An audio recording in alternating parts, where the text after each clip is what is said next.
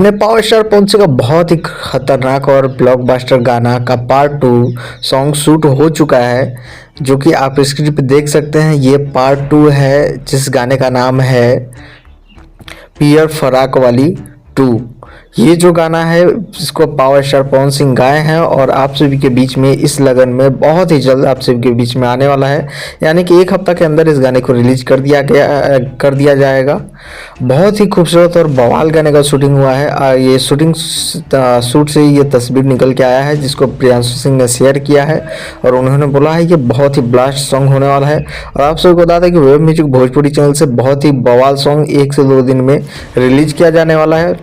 Wait कीजिए, जैसे ही गाने का अपडेट आता है आप सभी को मिलेगा। तब तक के लिए इतना ही, मिलते हैं किसी और नए अपडेट के साथ। तब तक के लिए बाय, जय हिंद, जय भोजपुरी।